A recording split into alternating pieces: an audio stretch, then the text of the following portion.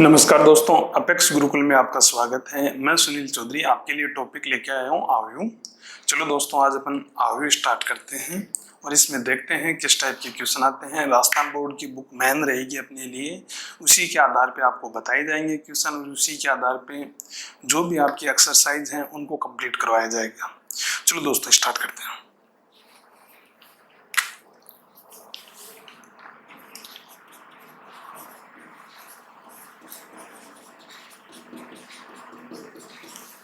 Topic रहेगा अपना आव्यूह मैट्रिक्स।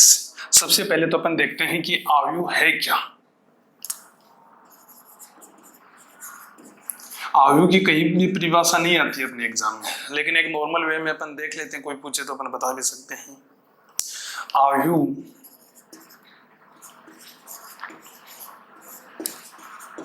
संख्याओं या फलनों का आयताकार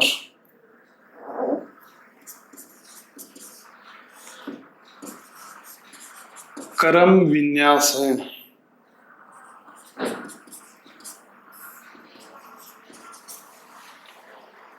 है दोस्तों, आव्यूह क्या है? आव्यूह संख्याओं या फलनों का आयताकार क्रम विन्यास है। दोस्तों, जैसे आयताकार की बात की जाती है तो कुछ बच्चों के दिमाग में आता है कि ये वर्गाकार नहीं हो सकते। क्या हो सकते हैं? कौन कहता है एक वर्ग आयत नहीं होता? होता है। ठीक है, तो इसमें क्या है? आव्यूह संख्याओं या अवयवों का आयताकार क्रम विन्यास है। सीधे सीधे शब्दों में बोला जाए तो अपने पास संख्याएं, अवयव या फलन होंगे, इनको हम आयताकार या वर्गाकार व्यवस्थित करेंगे, जचाएंगे। इसी को हम आव्यूह कहते हैं। नॉर्मली एग्जाम्पल अपन देखते हैं कि मॉर्निंग में स्कूल में जाते हैं, जो ही बेल लगती है तो सभी बच्चे प्रार्थना स्थल पे जाके अपनी अपनी लाइन में खड़े हो जाते हैं। पहले वो व्यवस्थित नहीं थे, लेकिन जो ही बेल बजने के बाद सभी बच्चे अपनी अपनी क्लास की लाइन में जाके खड़े होंगे, अर्थात तो वो क्या हो गए? व्यवस्थित हो गए। इसी तरीके की व्यवस्था अपने पास होती है, उसको हम क्या कहेंगे? आव्यूह कहेंगे। लेकिन उसमें कंडीशन है, या तो वो आयताकार हो या वर्गाकार व्यवस्थित हो, तब हम उनको आव्यूह कहेंगे। ठीक है दोस्तों, सबसे पहले अपन ये देखते हैं आव्यूह की आवश्यकता क्यों पड़ी। आव्यूह की आवश्यकता इसलिए पड़ी कि जो भी अपने रैखिक समीकरण होते हैं, चाहे एक्स वाई जेड में, उनको जब अपन सोल्व करते थे तो उनमें बहुत ज्यादा समय लगता था और कठिनाई होती थी। तो उनको हल करने का एक आसान तरीका देखा जा रहा था उस टाइम में कि किस तरीके से आसान तरीके से इनको हल किया जाए। तो उसी टाइम में आव्यूह की संकल्पना आई अपने पास। ठीक है दोस्तों, तो इसका उपयोग अपन रैखिक समीकरणों को हल करने में भी काम में लेते हैं। दूसरा पॉइंट अपने पास ये है कि जो आव्यूह है इसकी व्यवस्था तो अपन करते हैं, लेकिन जो व्यवस्थित अवयव हैं उनको कहाँ रखते हैं, किस तरीके से रखें, तो इनको अपन देखते हैं कि इसकी व्यवस्था के अंदर अवयवों को या तो इस कोष्टक के अंदर लिखो या इस तरीके से व्यवस्थित करते हैं या इस तरीके से। इनमें से कोई सा भी एक पैटर्न ले सकते हैं। फर्स्ट। सेकंड पॉइंट अपने पास ये है कि आव्यूह को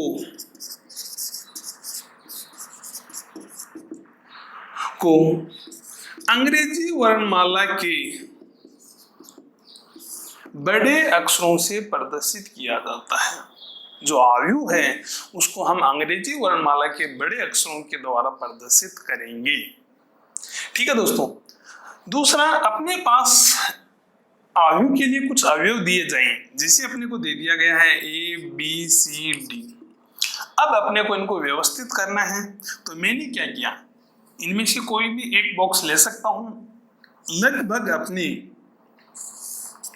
राजस्थान बोर्ड के एग्जाम में या अदर बोर्ड में लगभग 99% यही यूज किया जाता है। कई बार आपको कंफ्यूज करने के लिए इनमें से कोई सा भी सिंबल दे सकता है, तो उस कंडीशन में आप कंफ्यूज न हो। ठीक है दोस्तों, अब यहां देखो, मैंने ये यूज किया। अब ये अवयव को व्यवस्थित कर रहा हूं तो इसको कैपिटल लेटर ए से रिप्रेजेंट कर दिया। इन अवयवों को इसके अंदर रख देता हूं। अब किसी बच्चे के दिमाग में आए, सर आपने ऐसा ही क्यों रखा, इनको दूसरे तरीके से भी रख सकते थे। हाँ रख सकते थे, क्या दिक्कत है। ये लो,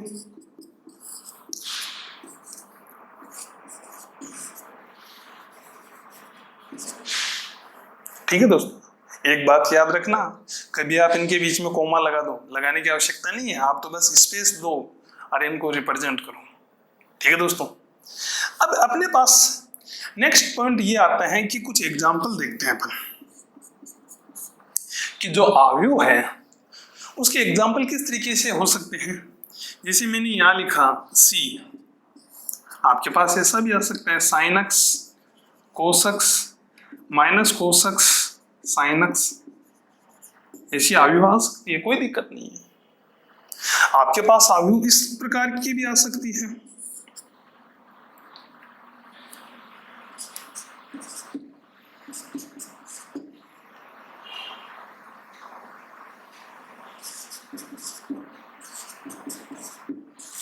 कोई दिक्कत नहीं है, आ सकती है। संख्याएं ये काल्पनिक संख्या हैं लेकिन है तो संख्याएं। तो इस टाइप के अपने पास काफी एग्जाम्पल हो सकते हैं, कोई दिक्कत नहीं है। अब अपने को दूसरी बात ये आई कि हम इसकी व्यवस्था कर रहे हैं, किसको कहाँ रखना है, कैसे मालूम चलेगा अपने को। ऑब्वियसली बात है कि आपको ये अवयव दे दिए कि सर आपने ऐसे ही रखी, ऐसे ही क्यों रखी, आप ऐसे भी रख सकते थे क्या इसको। जैसे मैंने ए बी सी डी लिखा, मैं ऐसे भी तो लिख सकता था इनको। तो सर अवयव दे देते हैं तो हम डायरेक्ट रख सकते हैं क्या, नहीं। इसके अलावा आपको कुछ पहचान देगा, किसको कहाँ रखना है, स्थान फिक्स करेगा। जैसे कि आप जो ही बेल लगती है तो 12th क्लास के बच्चे 11th क्लास के बच्चों की लाइन में नहीं लगते हैं कभी भी। 12th क्लास की जो लाइन है उसी में लगेंगे, उनको बता रखा है कि आप इस लाइन में लगोगे। 11th वाले बच्चों को अलग से बता रखा है। तो इसी तरीके से अपन अवयवों को भी जहां रखना है उनका स्थान फिक्स करते हैं। और वो फिक्स किस तरीके से किया जाता है, एक बार ध्यानपूर्वक देखें कि आपके पास ऐसी कोई व्यवस्था होती है, उसके अंदर जो ये होते हैं, ये कंप्लीट अवयव वाली लाइन, इनको हम क्या कहते हैं, पंक्ति कहते हैं अर्थात रो। ये भी रो है, ठीक है। और जो ये अवयव हैं इनको हम क्या कहते हैं, स्तंभ कहते हैं। क्या कहते हैं, स्तंभ। ठीक है। जैसे यहां भी अपन देखते हैं तो ये अवयव, इस लाइन में जो अवयव हैं वो अपने क्या कहलाएंगे, पंक्ति कहलाएंगे। ये भी पंक्ति कहलाएंगे। और ये अवयव इसमें है सिद्ध में, ये क्या कहलाएंगे, स्तंभ। ठीक है दोस्तों। तो सर ये पंक्ति कहलाएगी, ये भी पंक्ति, ये स्तंभ कहलाएगा, ये स्तंभ कहलाएगा। इनकी कोई पहचान, अरे सीधी सी बात है। जो पहले नंबर पे आ रहे हैं इसको पंक्ति फर्स्ट के नाम से जानते हैं, R1 कह सकते हैं। ये दूसरे नंबर पे दूसरी पंक्ति, तो क्या इसी तरीके से इसको C1 इसको C2 कह सकते हैं। क्लियर। अब देखो दोस्तों, इसी तरीके से इसमें भी ये C1 हो गया, ये C2 है, ये R1 है, ये R2 है। अब देखो, जो भी अपन ये बॉक्स बनाते हैं तो पहले हम इसका ऑर्डर फिक्स करते हैं। क्या करते हैं, ऑर्डर, क्रम। किस क्रम का अवयव है अपने पास। जब भी आप ऑर्डर लिखें तो सबसे पहले आपको लिखना होता है पंक्ति क्रॉस स्तंभ। इसको क्रॉस नहीं पढ़ते हैं, पंक्ति बाय स्तंभ पढ़ते हैं। ठीक है। तो अब हम देखेंगे कि इसमें कितनी पंक्तियां हैं, 1 2, तो मैंने 2 लिख दिया। ठीक है। कितने स्तंभ हैं, 2। जब भी आपको कोई अवयव दी जाए और उस कंडीशन में आपसे बात की जाए कि बेटा आप ऑर्डर बताइए या इसका क्रम क्या है, तो आप पहले तो काउंट कीजिए कितनी पंक्ति हैं। तो पंक्तियों की संख्या लिखनी है, पंक्तियों की संख्या लिखनी है आपको। यहां भी स्तंभों की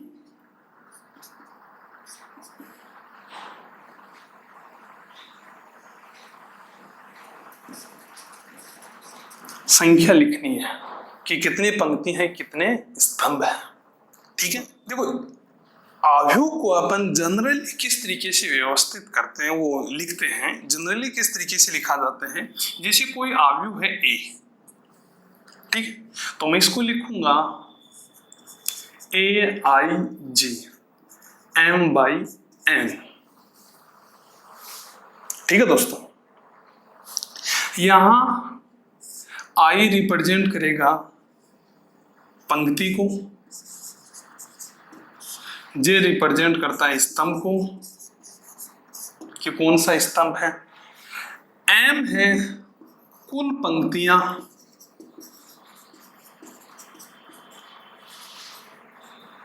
और N है कुल स्तंभ, अर्थात कितनी पंक्तियां हैं, कितने स्तंभ हैं, उनको रिप्रेजेंट करेगा। दूसरी बात, यहां I है, क्या है, पंक्ति। तो पहली पंक्ति, दूसरी पंक्ति, तीसरी पंक्ति ऐसे हो सकती है, लेकिन ज्यादा से ज्यादा कितनी पंक्ति हो सकती है, M। पंक्तियों की संख्या ही M है। ठीक है, 4, 5, 7। ठीक है, तो I का मान क्या होगा, 1 से लेके M के बीच में होगा। इसी तरीके से J का मान क्या है, स्तंभ। तो स्तंभों की संख्या कितनी होगी, 1 से लेके N तक होगी। ठीक है दोस्तों, अब देखो इसको मैं थोड़ा सा बड़ा रूप लिखता हूं, इसका व्यापक रूप वो हो जाएगा आव्यूह A बराबर। ठीक है, आपको मैंने बताया था कि पहले नंबर पे क्या आएगी, पंक्ति। तो मैंने पहली पंक्ति स्टार्ट की, यहाँ R1 होगा, तो पहले स्थान में मैं यहाँ A लिखूंगा तो 1 आएगा। पहले पंक्ति लिख रहा हूं, कौन सी पंक्ति, प्रथम पंक्ति। ये स्तंभ कौन सा हो गया, पहला। इसी तरीके से यहाँ दूसरा अवयव लिख रहा हूं, पंक्ति कौन सी, पहली, स्तंभ कौन सा, दूसरा। अरे होगा नहीं होगा। इसी तरीके से मैंने यहाँ लिखा, पंक्ति कौन सी, पहली, स्तंभ कौन सा, तीसरा। अब मैं चलता गया यहाँ तक, लेकिन इसमें ये पंक्ति प्रथम ही रहेगी, तो यहाँ तो आ गया 1। और टोटल कितने स्तंभ हैं, N। तो मैं लास्ट में क्या लिख दूंगा, N। ठीक है दोस्तों, इसी तरीके से यहाँ देखना, मैं दूसरी पंक्ति में आ गया, तो यहाँ क्या आ जाएगा, 2, लेकिन स्तंभ देखो पहला। यहाँ पंक्ति कौन सी है, दूसरी, स्तंभ कौन सा है, दूसरा। यहाँ पंक्ति कौन सी, दूसरी, स्तंभ कौन सा, तीसरा। और ये लास्ट तक यहाँ कौन सी आएगी, पंक्ति अपने पास दूसरी है, और स्तंभ कौन सा है, N हुआ है। अब इसी तरीके से अपन चलते जाएंगे, लास्ट में कौन सी पंक्ति आएगी, MV पंक्ति आएगी। तो यहाँ क्या आ जाएगा, AM। स्तंभ कौन सा है, पहला, इधर ही।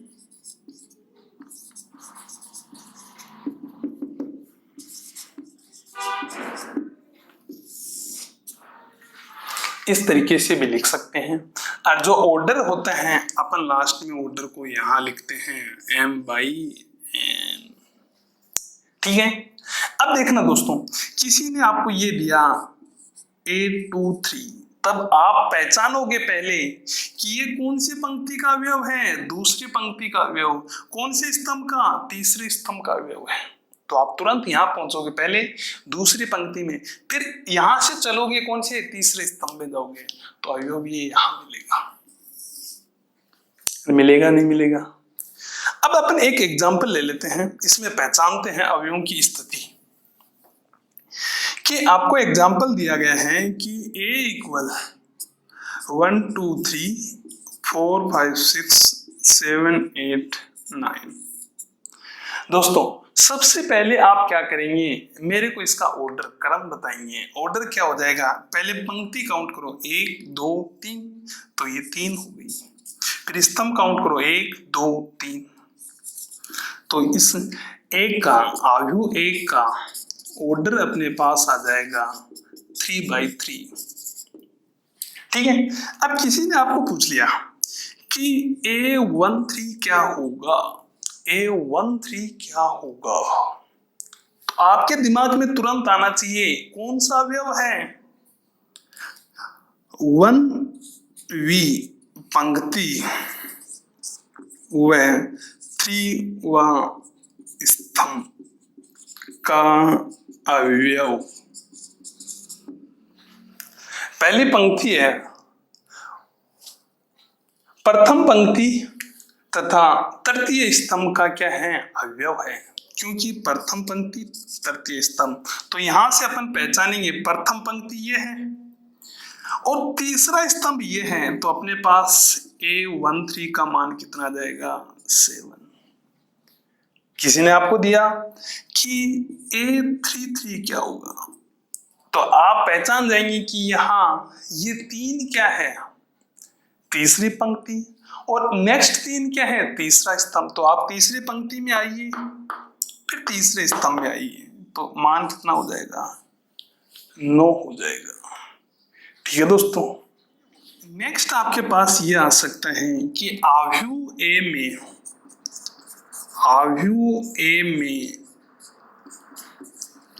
अवयवों की संख्या।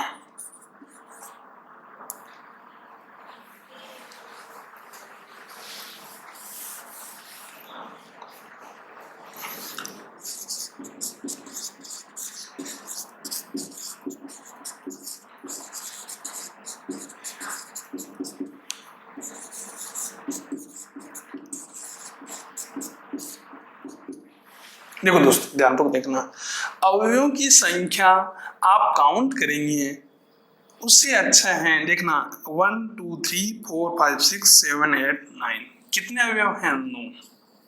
लेकिन हर बार ऐसे काउंट करके मत लिखना, आप जैसे जितनी पंक्तियां हैं m क्रॉस n, जो मान आएगा वही आपका क्या हो जाएगा, अवयवों की संख्या। पंक्तियों की संख्या गुणा स्तंभों की संख्या, तो अपने पास इसमें क्या है, पंक्ति भी 3 है और स्तंभ भी 3 है, तो कितना आ जाएगा, 9। इस तरीके से कैलकुलेट करते हैं। अगर आपको इसमें पूछे कि अवयवों की संख्या बताइए, तो अवयवों की संख्या अपने पास क्या है, m गुणा n, जो मान आएगा वही अपना क्या होगा, अवयवों की संख्या होगी। ठीक है दोस्तों। अपन अब देखते हैं अवयव के प्रकार। अवयव कितने प्रकार के होते हैं, इनका अध्ययन करते हैं। तो अपन पहले सभी के बारे में लिख लेते हैं, फिर 1 बाय 1 अध्ययन करेंगे। तो फर्स्ट आती है अपने पास पंक्ति अवयव।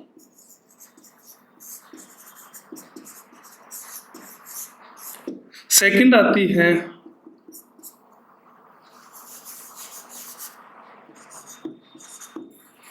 स्तंभ अवयव।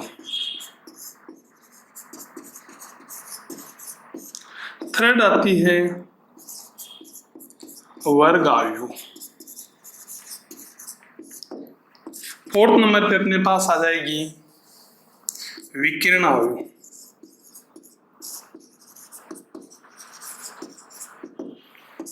पांचवें नंबर पे आ जाएगी इकाई अवयव, अदिश अवयव।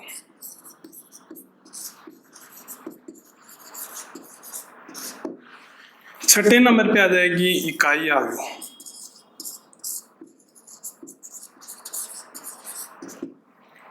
सातवें नंबर पे आ जाएगी शून्य अवयव।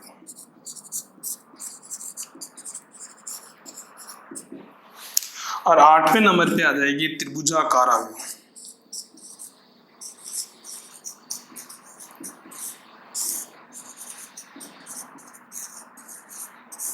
ठीक है दोस्तों, इसके भी 2 पार्ट होंगे।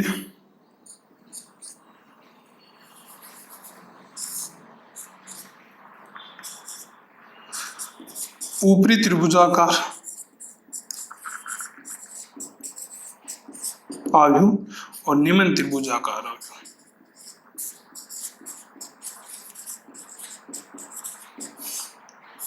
अब इसमें अपन एक एक का अध्ययन करते हैं कि कौन सी अवयव क्या क्या है।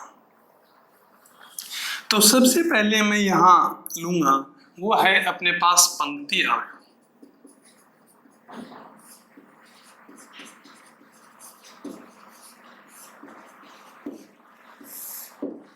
दोस्तों नाम से ही मालूम चल रहा है पंक्ति अवयव एक ऐसी अवयव जिसमें पंक्तियों की संख्या कितनी हो, एक। ऐसी अवयव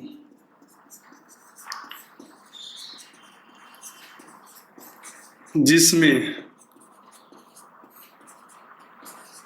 पंक्तियों की संख्या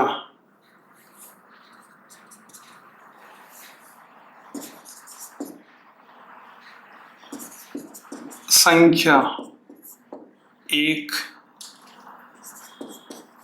हो। ठीक है, दूसरे तरीके से अपन देखें, अगर a बराबर aij दिया गया है m/n, तो यहाँ m बराबर 1 होना चाहिए। इस प्रकार की अवयव जो होती है उसको अपन पंक्ति अवयव कहते हैं, अर्थात उसमें एक ही पंक्ति है। एग्जाम्पल के लिए अपन देखें तो अपने पास एक अवयव दिया गया है, इसको अपन पंक्ति अवयव बोल सकते हैं, कोई दिक्कत नहीं। 1 2 3 पंक्ति अवयव है।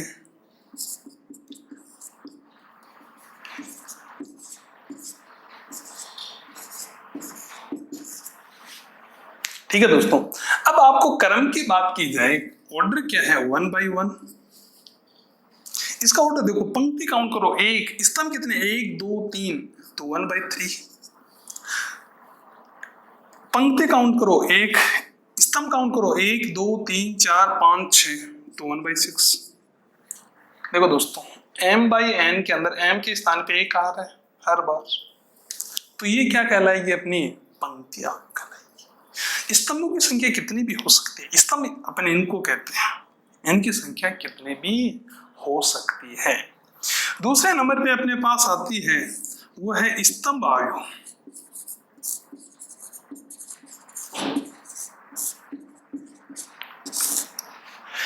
स्तंभ अवयव एक ऐसी अवयव जिसमें स्तंभों की संख्या क्या हो,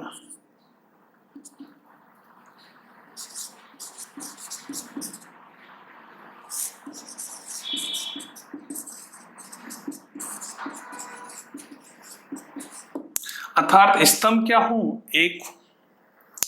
जैसे ऊपर वाला एग्जांपल अपन फिर से रिपीट करते हैं कि आपको दिया गया है a बराबर aij m/n, तो यहाँ n के स्थान पे 1 होना चाहिए। उस कंडीशन में अपने को क्या प्राप्त होगी, स्तंभ अवयव प्राप्त होगी, अर्थात स्तंभ 1 होना चाहिए। पंक्ति कितनी भी हो सकती है, पंक्ति 1 से अधिक हो सकती है, पंक्ति 1 से अधिक हो सकती है।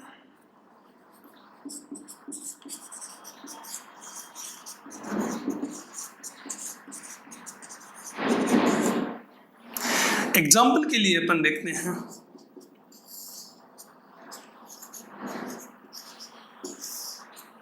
दोस्तों पहले पंक्ति काउंट करो 1 2 3 4, 4 पंक्तियां हैं, स्तंभ एक ही है, प्राप्त होगी पंक्ति अवयव प्राप्त होगी। ठीक है दोस्तों, अब देखो चलो यही स्टार्ट करते हैं। इसमें अवयवों की संख्या बताते जाओ मेरे को, अवयवों की संख्या कितनी,